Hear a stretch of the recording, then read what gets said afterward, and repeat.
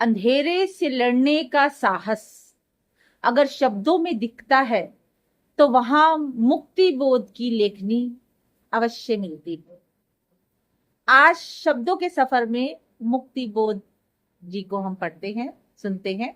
आज शब्दों का सफर हमें हिंदी साहित्य की उस विलक्षण रचना का तक ले चलता है जिसने साहित्य को केवल सौंदर्य का माध्यम नहीं बल्कि आत्म मंथन और सामाजिक चेतना का दर्पण बनाया।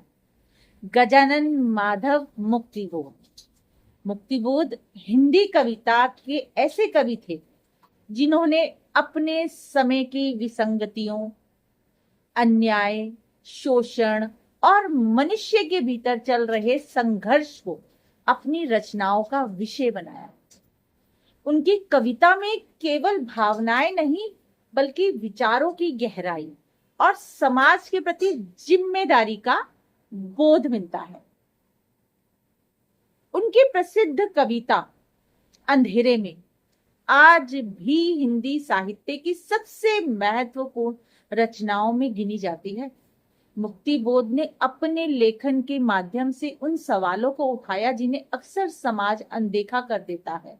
वे मानते थे कि साहित्यकार का दायित्व केवल लिखना नहीं है बल्कि सच के पक्ष में खड़ा होना भी।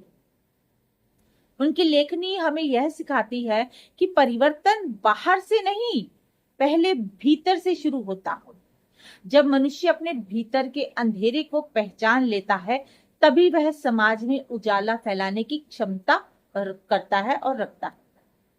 यहीं पर कहे नीरू, जी हाँ, मैं जरूर कहती हूँ हर बात के अंत में कि शब्द अगर सच का दर्पण बन जाए तो हर अंधेरा उजाले में ढल जाए। मुक्तिबोध की लेखनी यही संदेश सुनाती है।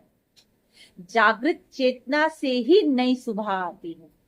आज का प्रश्न आपके लिए, क्या आपको लगता है कि आज का साहित्य समाज के कठिन प्रश्नों को उतनी ही निर्भीकता से उठा रहा है जितना मुक्तिबोध ने अपने समय में उठाया था?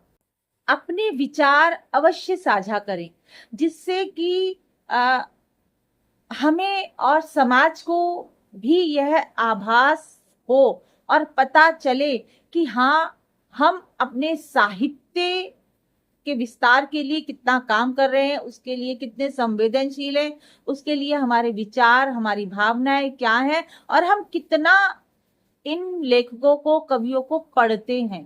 क्योंकि जब हम इन्हें पढ़ते हैं ना तो हम बहुत कुछ सीखते हैं, जीवन जीने की कला को सीखते हैं। तो हम कितना इनको पढ़ते हैं, सुनते हैं, सोचते हैं, समझते हैं, अपने विचारों में लेते हैं, लाते हैं। जी नमस्कार।